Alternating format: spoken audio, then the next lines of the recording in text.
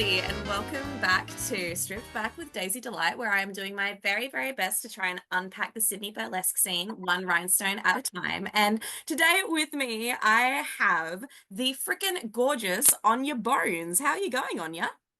Good morning. I'm going great. How are you going? Going well, going well. We were just chatting Yeah. about how we'd caught up yesterday at the Bad Girls Club event, so it's funny to see you again. Yeah, Daisy Delight went hard on the cocktails Yeah, and I went hard on the cheese. yeah. Those are like the two major food groups, right? Yeah, most important.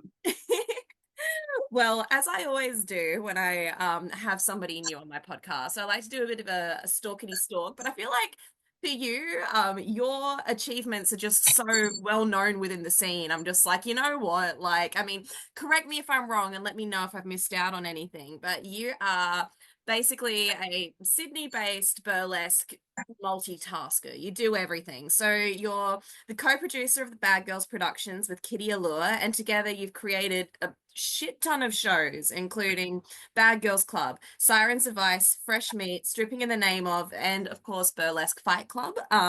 You are also a fantastic photographer known as Diamond Deville, and you've worked with anyone who's anyone in the Sydney scene, and you're a performer yourself. Have I got it?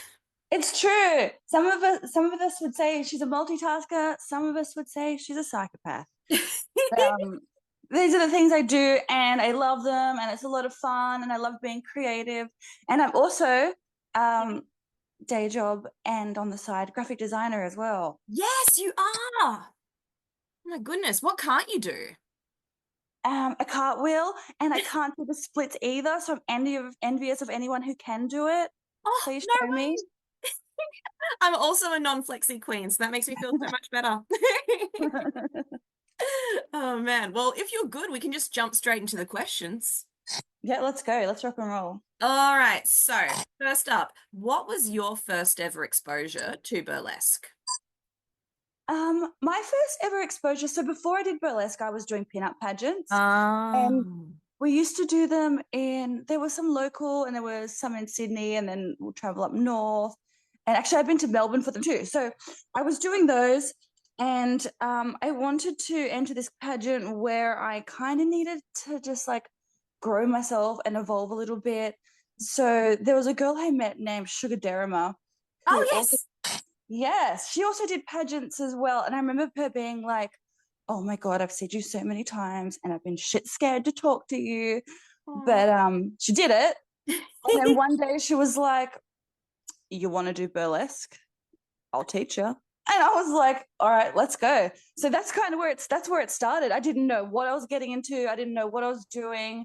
Wow. Um, she was a teacher. She was a dance teacher anyway. She teaches like jazz and contemporary and everything. Yeah. And she did burlesque on the side as with her pageants as well. So Oh, that was kind of my opportunity. So that was just here in Penrith, and wow. yeah, it was a lot of fun. I learned a lot and kind of like grew from there. I love that. I had no idea that you and Sugar went so far back. That's lovely. Yes, I've known her for so long now. We're so old. That's great, but it is so interesting though, because I feel like there is so much crossover between the pin-up and the burlesque worlds. Hey. There is, and there's a lot of people who do both.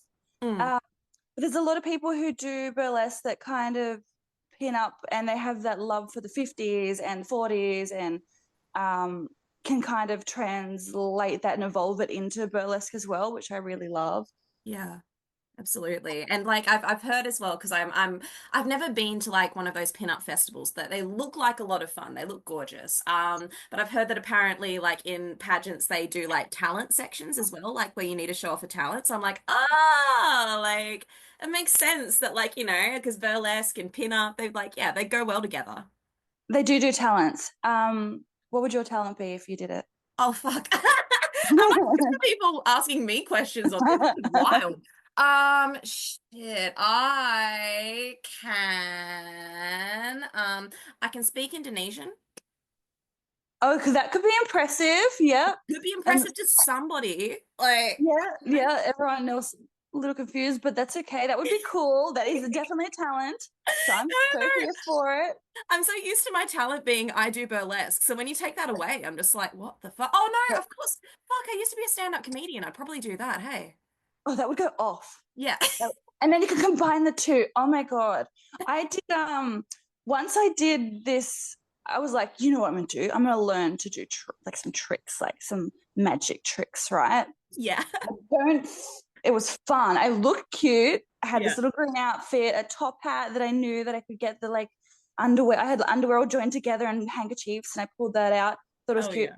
Hot mess. I had this balloon that I had this needle that could go through it because it was a latex balloon. It could go through it and it wouldn't pop and it'd be cool. And I couldn't even get it through it. And I remember just getting so frustrated that I just popped the balloon on the floor and just aggressively stabbed it in front of family, children, parents, the whole lot.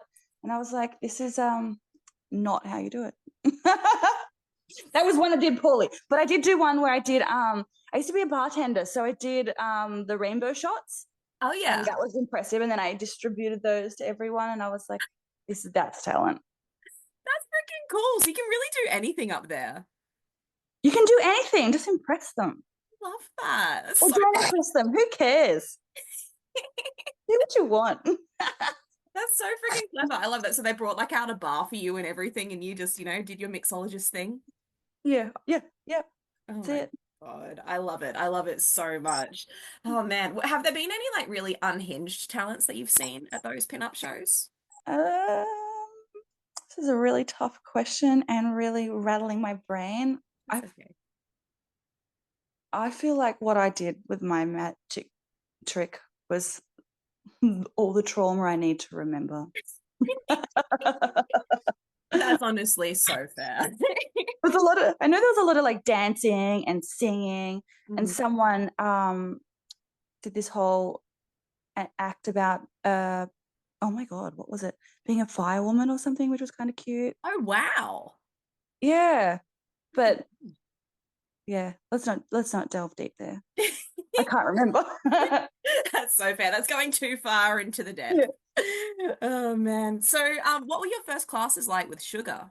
They were good and they were a lot of fun, and she really broke down the basics.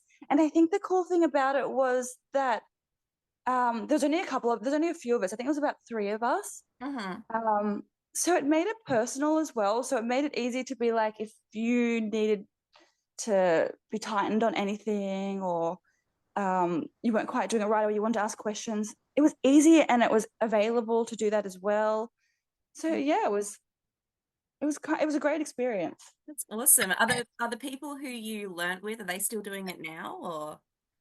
No, they're not. Oh wow. The last one, the surviving Still laughing. And Sugar. and Sugar, of course. She's still standing too. Yeah. Hell yeah. Wait, so oh my gosh, because I've also learnt with Sugar and she's so much fun. Like I love the way that her brain works. She's a very creative person. Did you guys do any routines that went to stage or any troops or things like that? We did heaps of troops. Yeah, awesome. We used to do troops up the mountains. And I remember one of our first troops was, I think it was at Red Light Confidential, when it was Oh, at a completely different venue, Oxford Tavern, maybe. oh And it yeah. was downstairs in this really cool room. Mhm. Um, and we did this one called we called it the Garden, and we were just beautiful little, I don't really understand the storyline, but we were like beautiful little angel-y things with garden flowers on us and stuff like that. That was cool. And we did a lot of performances at Burlesque in Hand as well, Ah, which yes. was Yes. run by Matt Gallion and um, Betty Von Baum. And that was like where we got a lot of gigs, to be honest. So that was heaps of fun. And they created an amazing space there. Yeah, it was a really really nice venue. I went to watch shows there a few times. This is before I was even performing, and I always had the best time. Yeah, too much fun. Yeah, it's so good. Did you have a favorite troupe that you were a part of? I think the first time I learned to ever use a little bit of comedy in my acting, I'm not an actor, in my dancing was we did a Halloween one, and we did like the scream mask, and the whole outfit. And we pretty much performed with a scream mask on the whole time. And that's when I realized I could get close to people and I could look in their eyes and do all those things because I was wearing a mask. So I could kind of hide bites behind it. And I realized, you know what, you can be a bit funny and creepy and weird, and it's Yeah. totally okay. So I think that one was a highlight for me. Hell yeah. I love a good scream mask act. Me too. Oh God, no, I think I remember, God, like this would have been a few years ago now, but this was actually at a Bad Girls Club show. But but you know how you see a good act and it like just gets burned inside your brain. You're like, I'm never gonna Yeah. forget that. So there was somebody at your Bad Girls Club show. They did a scream mask act, but they were doing it to Call Me Maybe. Ah, Billy Burnout. Yes. And it's so like sexy but terrifying. I love it. I didn't even know who anybody was really in the scene back then, but I remember seeing that and I was like, that is so freaking funny. Oh my God, I love It's that with so good. Patty now. And look, it's fair for you not to remember because she was literally in a mask anyway. Yeah, it's true, exactly. I was like, who is this? Who is this? Who is this secret behind there? That's cool, but it does make you a lot more confident to like fuck around with an audience, hey, when you're wearing a mask, because you have that like little bit of a barrier. Yeah. And you kind of like they can't quite see me. Mm, They don't kind of know who I am. So I yeah, can kind of do whatever I want. And yeah. it made it more comfortable. It made it more comfortable for me to learn to be in someone else's space as well. Mm. Sometimes you still it was hard. Like you start and you're nervous and you want to perform and you kind of just look. I have a physical culture background and you had to perform and look upwards the whole time. So looking at someone was absolutely crazy. Like it was different to anything I'd ever known. Yeah, holy shit. It absolutely would be because yeah, so much of burlesque is just like connecting with people and it's like, Ah, what are you looking at? why That's are you true.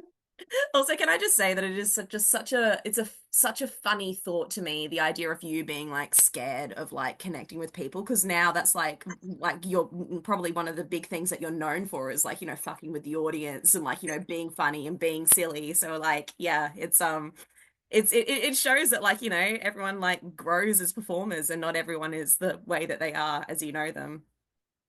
It's true. Don't get me wrong. I still have moments where I'm like, sweet Jesus Christ. But well, it's just, I think it's just doing it and believing in yourself Mm, and knowing, you know what, I can do this. And who's it going to hurt if I do it? No one. yeah, Like, that's true. just have a good time. Yeah. Just bloody have a bit of a laugh with it. Have some fun. Yeah, always have fun. So, how did you get your burlesque name? Well, my burlesque name was originally Cat Coop Deville, Ooh, which was from my pinup name. So I transferred that over and I did my first performance and I was like, this isn't me as a burlesque performer. Like, yeah. I need to find something that's going to translate that's the person I want to be. Mm, And at the time, I started watching a lot of Drag Race, RuPaul's Drag Race, yeah. which I think I was 10 years behind on even starting. But I was so obsessed with it. And I think I watched like 10 seasons in like a really short period of time. And I loved how a lot of them had um, really cool names or like double entendres or sexual innuendos and stuff like that. So I was Yeah. like, I want something clever. So I remember seeing Sharon Needles and being like, Sharon Needles, Sharon Needles. Obviously, mine's not that wild, but I was like, on your bones, like jump on your bones. So a bit of a sexual innuendo, and I thought this is fun, and I love it. And I was gonna say I resonate with it, but I probably don't, but because I don't just jump on everyone's bones. But I don't know, it's just like fun, and it's a little bit cheeky, and it's I think quite a little bit of unique as well. So I don't know, I really like that Hey, I mean, you're a horn bag, right? So. horn bag at 2 o'clock. Oh man. No, I love it. I love your name so much because it is so unique, you know? Like you can tell that you really like put thought into it. So it's like, yeah, it really stands out. Oh bless.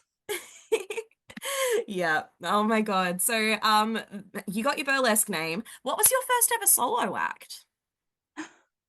It was a my first ever solo act was I did between the song The Girl from Ipanema by Amy Winehouse and then Barracuda. And it was a bit of a transition and it had like this purple long, okay, kind of long floral gown dress. And Mm. then I kind of took that off and I had a whip and then there's black lingerie. And I wanted to show some kind of like progression between like a sweet little pin-up girl, becoming a bit of a badass and like letting that out. So that was the first one. Would I do it again? Absolutely not. But it was the kind of growth I wanted to show in myself. So it was kind of a bit of a journey, that one. Yeah. Oh, awesome. That's so cool. So your inspiration was, of course, like the being a good girl turning into a bad girl. Now, I'm also extremely fitting Ironically, since you're the bad girls. yeah, yeah, there's the irony right there. So I love that you had a whip though. That's awesome. Were you like whip cracking back then or? Oh no, it was just a riding, not a riding pedal, just a little, not a good whip, Yeah. just like a spanking paddle kind of. Oh, a Right. riding crop. Oh my God, a riding crop. Welcome. Um, so it was just a riding crop, and it was an umbrella, and I was like, I have this really cute umbrella. Whoop, whip this thing out, and I spanked some audience members. That's it. Oh, that's fun. And then COVID came, and you weren't allowed to touch them anymore, so that was Um, wild. what the fuck? So you like debuted like right before COVID happened? Literally right before it, and I was like, all right, let's go. And then COVID came down, and we were like, okay, what do we do now? Just at home with our costumes, like, come on. Oh, that's Yeah, it was weird. It was wild. that would have been so frustrating as well since you've gotten that forward momentum going. It was. And Mm, it was like, all right, let's go. We're about to do solos. We're about to learn all these things. And then we're like, okay, how about we try and do it from home? mm, Um, because we couldn't do anything. But we did a lot of classes and stuff like that from home, mm. which was amazing. Because That's otherwise, like obviously your lounge room's tight and not as easy to do it in, but at least I guess we didn't have to stop. yeah, that's true. That's true. The whole thing though is I guess performances. Did they have like shows online at that time? I never looked into it. Yeah, some people ran some shows online where they were paid ones. There was a lot of those like kind of I think viral, they were probably weren't that viral, like TikTok kind of things where people record little bits and join it together and stuff like that. Yeah, yeah, yeah. There was a competition, I think, as well. Some Oh, it wasn't in Australia, it was someone in a different country and they ran that and you kind of submitted your acts and that kind of thing and you could sit and watch them. So there was a few things that kept going. I remember people having recorded themselves like through their house and in their lounge room and stuff like that. If you look deep, you might find it online. that's pretty cool. No, I remember, what was it? I saw a show once. I'm pretty sure Memphis May ran it, but maybe I'm wrong on that. But it was upstairs at Staves Brewery in Glebe, and I remember like one of the things Yeah. was like Phoenix or something burlesque. But like Falcons. oh, Falcons. Yes, yes, yes, that's right. Yeah, yeah, Falcon Burlesque. Yeah. And I remember that like part of their show because they came back like in the like it was like between lockdowns. It was at like a really weird time. One of the things that they did was they do like a live stream burlesque where they like pull down like this like screen. Green, yeah. I remember that too. I remember that too. And I think they did Betty Bombshell on there. And I don't remember who else, but it was a vibe. Yeah, it's like that's such a creative innovation that would not have come around if it wasn't for COVID. No, 100%. And it's like you can see someone and without them having to pay exponential amount of money to get here as well, but you still see it live. Would you ever do something like that, perform on a live stream?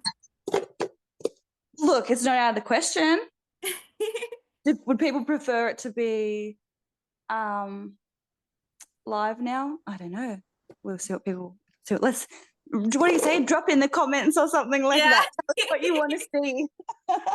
absolutely. Listeners, would you want to see live stream burlesque? Let us know. Interested. So what is your favorite act that you've ever done then? Because I know that you're so known for doing so many different kinds of acts. You do comedy, you do classic. What's your favorite? I reckon. I reckon my favorite. So I have this blue fluffy act that is to Dream a Little Dream, and I really feel beautiful and cute and sexy and everything in that one. So I really like that one. Aw. It's very vintage. I do a stocking peel, that kind of thing. So I love that. But I think maybe slightly on top of that one, I have this act that I am crazy cat lady, and I love that. And I one stage had 5 cats. Actually, one stage I was fostering as well, so I had like 8 at one time. So definitely a crazy cat lady. And I remember putting it together, thinking, "Haha, this is a great idea. Um, this is going to be so good."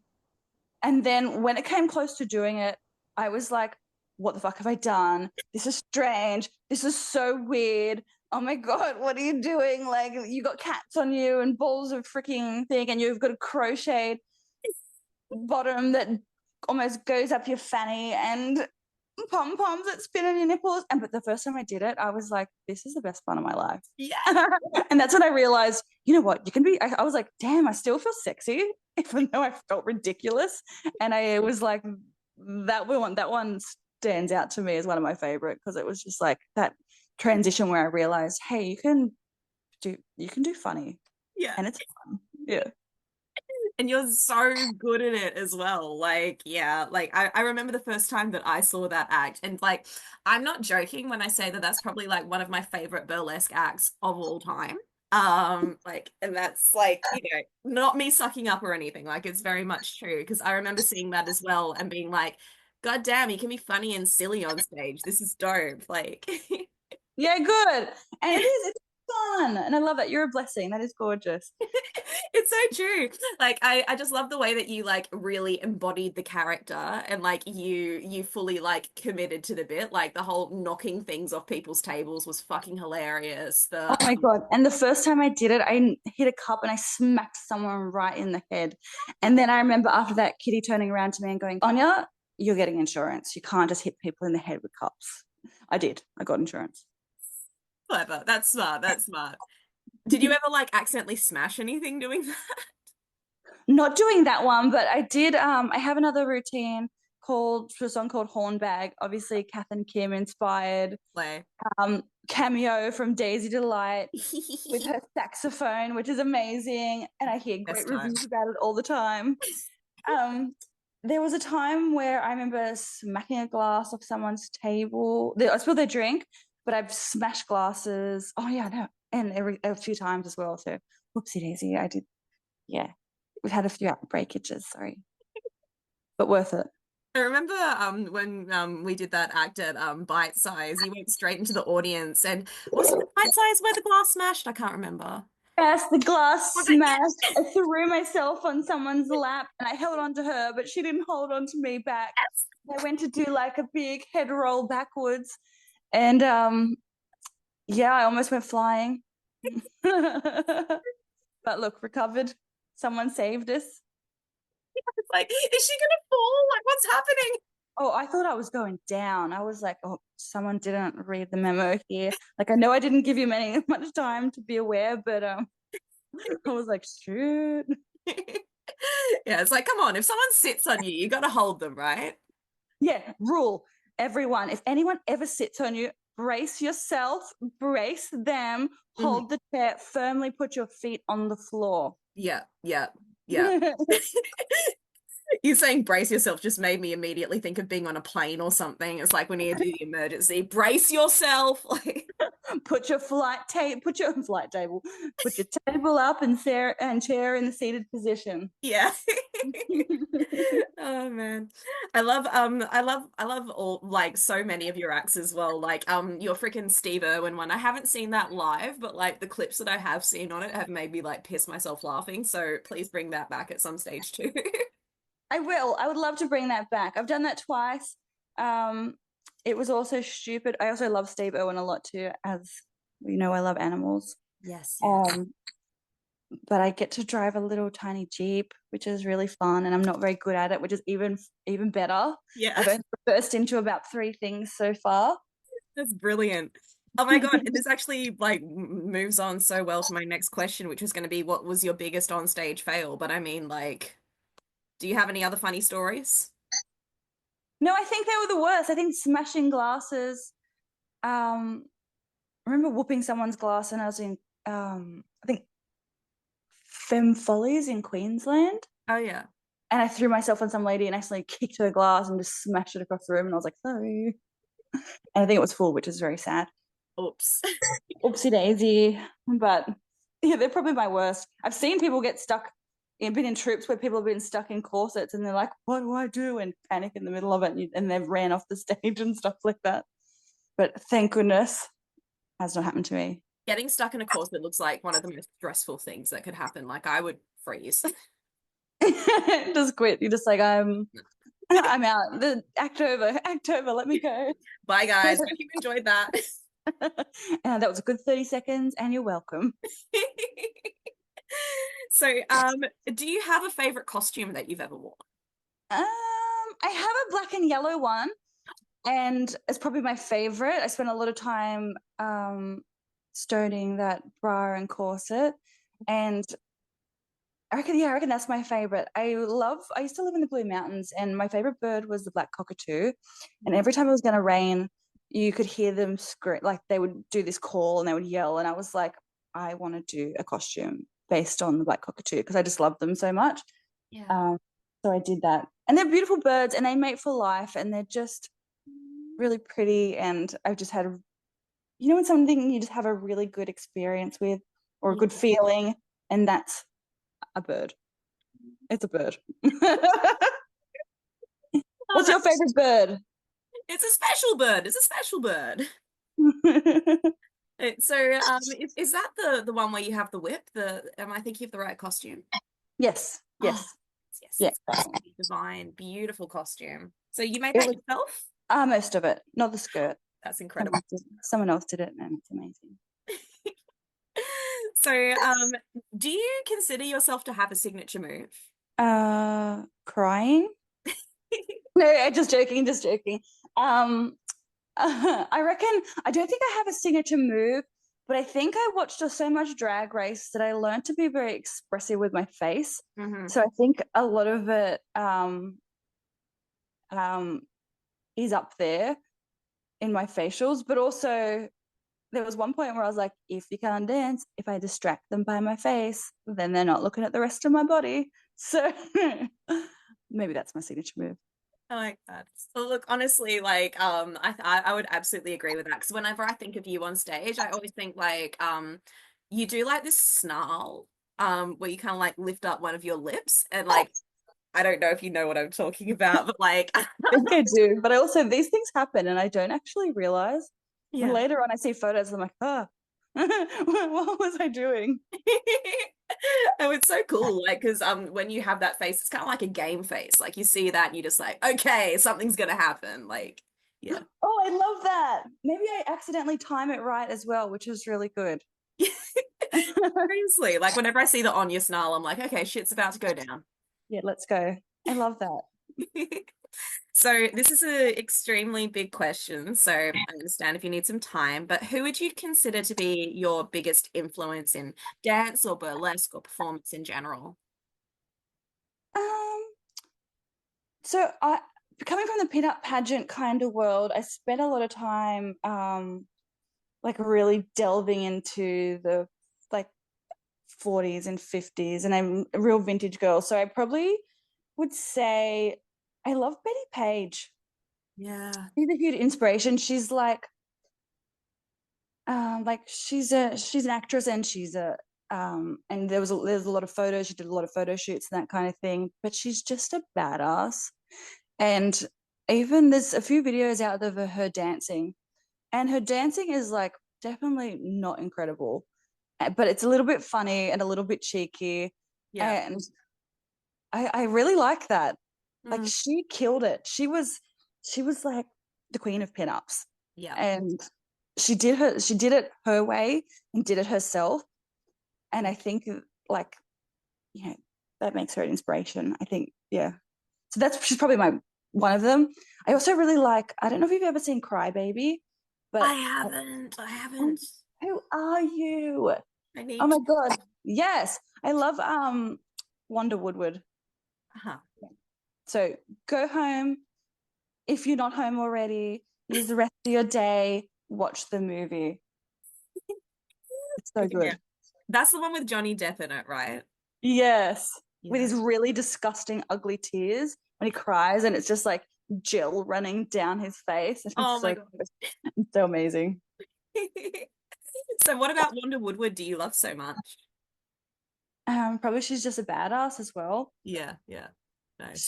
She's just fierce. Yeah. I like And that. Fierce women. yeah, that's all I'm here for. I grew up a punk. I listened to punk music. Hmm. Um, we were kind of like I never ran by any rules or um it was kind of like do what makes you happy. It's not about pleasing anyone else. Like you don't have to follow trends or you don't have to do run by the rules, create your own. So I think when I find women who have that same kind of vibe, I Yeah, resonate with them too. it's really lovely. I love that. And it comes across for sure. Amazing. Just that's who I am. So, do you have any advice for new performers just getting involved in the scene? I think if you're getting involved and you want to start burlesque, find an instructor who resonates with you and um, find one that you can learn from that kind of ties in with what you like, but also know that you're going to start somewhere and you're going to have an idea and it's going to change. So don't, it's kind of like a therapist.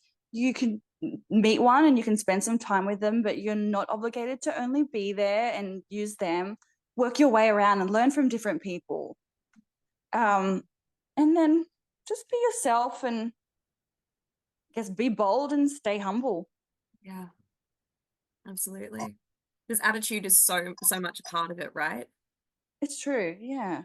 Absolutely. I love the likening of dance teachers to therapists though, because it is really true. It really, really is. It is true. And like it's probably something you think, yep, this works.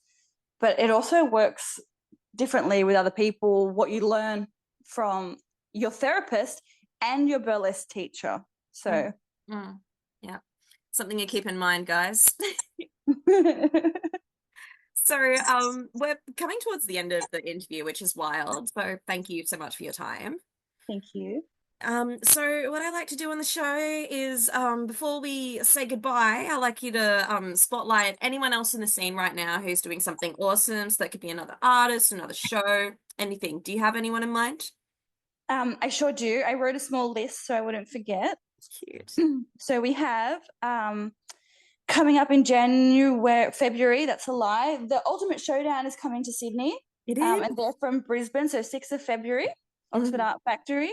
Mm-hmm. I know that Emmeline and Anna Seith are doing Primetime Burlesque Fest 17th and 18th of May, which is still a little while away, but put it in your calendars Hell because yeah. that's going to be really cool. January the 18th, Sydney Comedy Cooperative.